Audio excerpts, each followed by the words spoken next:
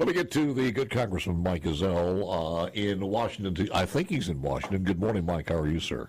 Hey, good morning, guys. How's everybody doing this morning? Everybody's doing good. You know, I was reading the story. This story's been in the hopper for a couple of days here. The inbreeding in D.C. is probably one of the things that's caused a new study to rank Washington, D.C. as the least desirable city to live in for a second year in a row. And I thought, because there was not that long ago, I said, you know, every parent, when their kid turns 13, 14 years old, you know, they're talking about going to Disney World, Disneyland, they need to take them to Washington, D.C. Right. And it's just, it's kind of dangerous now in some cases. Well, it is. You know, we've seen a number of, since I've been here a year and a half now, you know, we've had some, not mine, but some of the other staffers attacked at night, and there's so many things going on. But what I will say is, around the Hill area is still very safe. And matter of fact, I had my kids up here just in July, and had a nice visit, and nothing happened to us. I'll tell you that. Yeah. But you know, there's a lot going on, not just here, but in so many of these blue cities around the country. There's just so many problems. They stopped it when I was a senior at school in Shaw. My sister graduated several years before I did, and she was the last one where the senior class all had a trip to Washington. And I thought it was a great idea, but that was one of the things they used to do back in the old days. Well, I'll tell you, there's still quite a few that still come up on a regular basis. We've been able to take them around and get them some good tours, and you know, the Capitol and all the things that are important to our country. Well, when you go through all the different Smithsonian's, it is absolutely incredible, and you can see. I mean, you can't sit there and just see the flag. I know. The original flag that flew, the Star Spangled Banner, and it just not be choked up.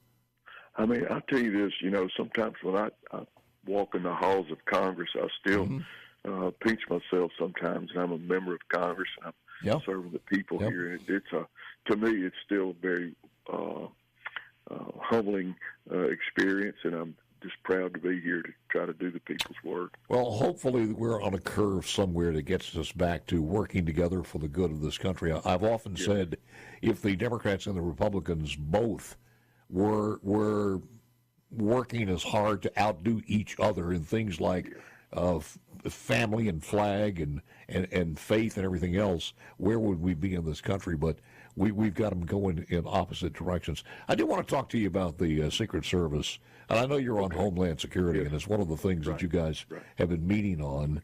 Any update on that, or you're just fill us in a little bit on that? Yeah, well, I'll tell you this. Yeah, we're still working on that. You know, again, there's so many mistakes made, so many small mistakes, which ended up being a near catastrophe for the president, former President Trump.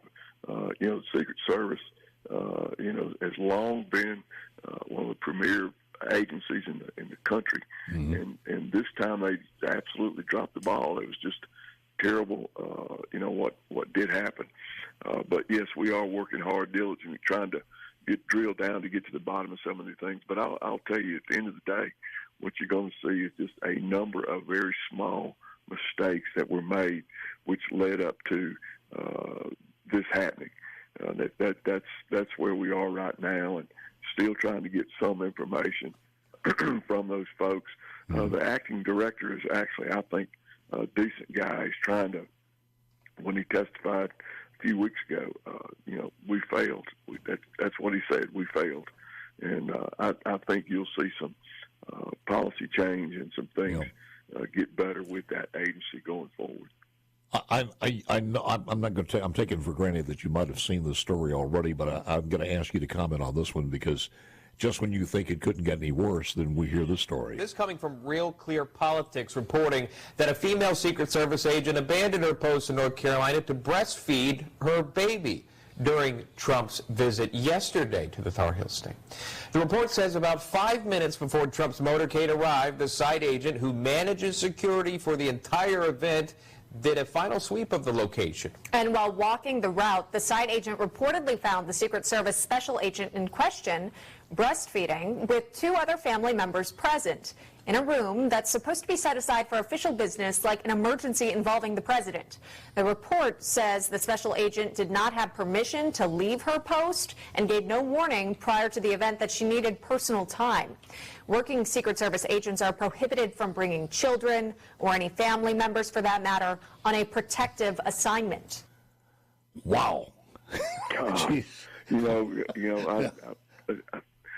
don't even have words to say. That is such a failure. Again, I mean, you would think that after what happened, this wouldn't even be in the thought process. But you don't even have words to say how incredibly incompetent that was, and how foolish. If you're going to be on the job, you got to be on the job, and that's what I always told law enforcement officers that I hired and came to work for us. I say, this is a thing that doesn't stop.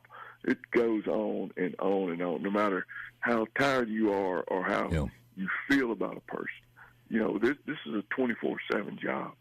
Oh, that's terrible. Absolutely terrible. My question is, there's a lot of questions, but first of all, I'm sure she was a hire of Miss Cheadle, the former director, so she's still in there. Nobody gets fired, but don't you have maternity leave, don't you? I mean, if she's still breastfeeding, what is she doing there? Yeah, I know. Well, the government, it doesn't get any better with the benefits that come from the government. Yeah. And absolutely. I mean, if you've got a child and you're doing this, I mean, my God, you don't do it there. And on top of that, if you're in charge of a dignitary, you certainly don't bring a child with you. I mean, you have to make arrangements. I mean, that's just part of it. You got to make arrangements. It must have been her mom and dad who happened to be there, and they kind of joined up with them. So the mom and dad probably had the kid there, but still, and while they were there, I don't know. But I'll say this: I think most of the people in this incredible family are asking the same question: in what world did she think this was okay? I don't. It's crazy. I mean, for the majority of every law enforcement officer in this country, whether it's Secret Service or local, state and local, are hard-working, dedicated individuals. But these kinds of things cannot happen. I mean, you cannot allow this to go on. I do want to ask you this. Okay. First of all, let me play this one thing. This one is, I believe, Lindsey Graham over in the Senate. So you're telling me the guy that took 8 shots at former president, we have encrypted apps of an assassin, a murderer, and we can't get into them all these days after. That needs to be fixed, folks. The FBI has not confirmed this, okay? I want to preface that in the following statement I'm about to make. There's a social media site called Gab, G-A-B, and Andrew Torba apparently runs it. And he came out and gave a statement, said the account for which the data was requested was unequivocally, in all caps, pro-Biden, and in particular pro-Biden's immigration policy. On it goes. He was pro-lockdown, pro-immigration, left-wing Joe Biden supporter. FBI still can't confirm that. I want to ask you, as a United States Congressman and on this committee, are you absolutely, positively satisfied, or you still have questions as to anybody else who was a part of this? Because of the encryption, because of people saying that he was teaming up or he was at the firing range with some federal officials. There was a party who was in his house visiting him, and his phone was tracked back to the FBI prior to this. So you still have all the questions. Oh, well, I'm telling you this. I'm totally not satisfied with what's been going on, because I can tell you, I worked in the FBI squad for 3 years when I was at past school. They should have everything available to the Congress, to the people. This is something that people are concerned about. This is another total pushback, again, I think, from the Bureau, FBI on this deal. I mean, and they had once had the greatest, reputation in the world for who they were. Yes. But now we should have every bit of information right at our fingertips that happened on that day. There's no way that they don't know the majority of every question that's been posed to them. We got a break coming up here. I want to ask you on the other side, but are the hearings still going on? Yes, yeah, there'll be some more hearings coming up. Chairman Green's going to continue to work on this. I got you. Homeland I Security. want to hear from Representative Corey Mills when we come back with Congressman Mike Ezell right after this. Hang on. Completely unsat for the Secret Service director to try and act as if his information is going to be sufficient to the American people. What did we confirm here? One, that we never should have had it on this actual site location without a proper advance, and if we saw that we didn't have a full presidential package, we should have moved the event 15 minutes down the road to the airport like he's done before, which is a much more secure area with less buildings with a vantage point. There was an entire slew of buildings that was on the opposite side of the stage that also could have had snipers from that position. The entire thing was a botched incident, and you forget one key thing.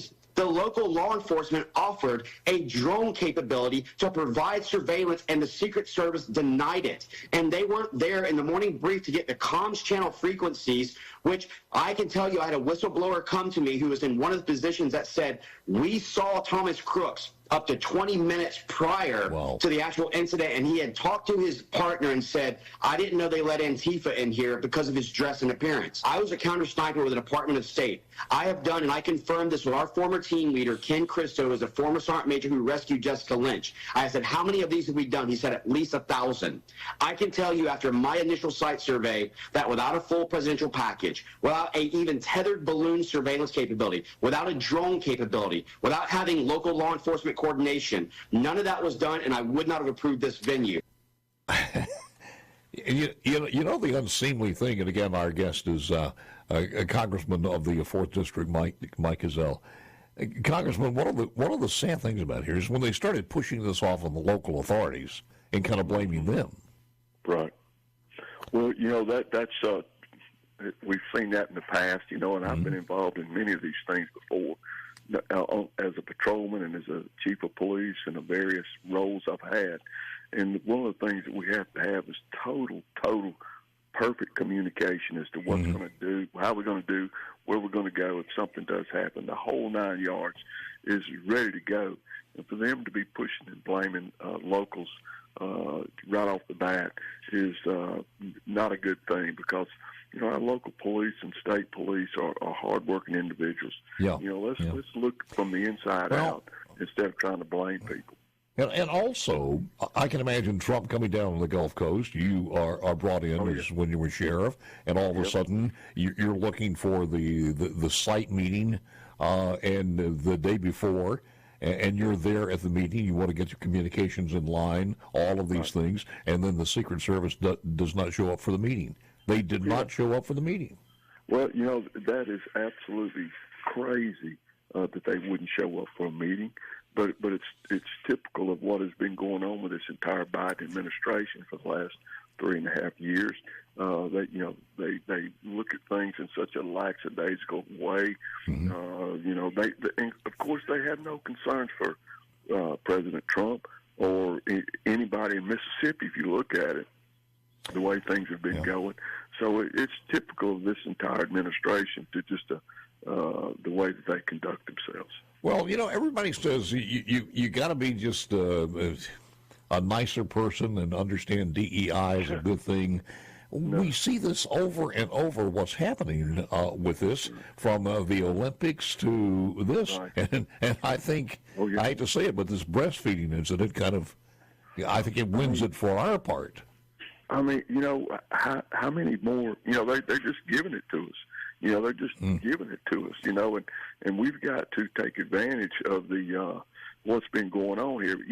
I'm all about, giving everybody an opportunity, but, there's some things that you just have to make sure are covered no matter what is going on. You cannot leave anything for chance, and that's exactly what we just saw, several months ago. I look at some of the legislation that's been passed because you guys do have the slight majority. Yeah. And even then, on some of the ones that you've passed, it would have made a tremendous difference had we had the Senate, especially in this upcoming election. But your thoughts on the security of this election coming up? Well, I'll tell you this. One thing I do know that the Republican National Committee has spent a lot of money to make sure that these elections coming up is going to be fair. We're always going to have some fraud. You know that since, I can remember going all the way back. There's always going to be fraud, but we have got to make sure that our elections are secure and fair in this coming up election, and we're very concerned about it. But again, the Republican Party has spent a great deal of money training poll workers, getting people to some of these places that we know they're going to try to pull some of these shenanigans, and we've got to do our due diligence to prevent that from happening.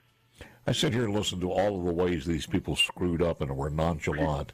I'll think if you and I had a dove hunt, we would fear for our safety and would not invite these people to our dove hunt.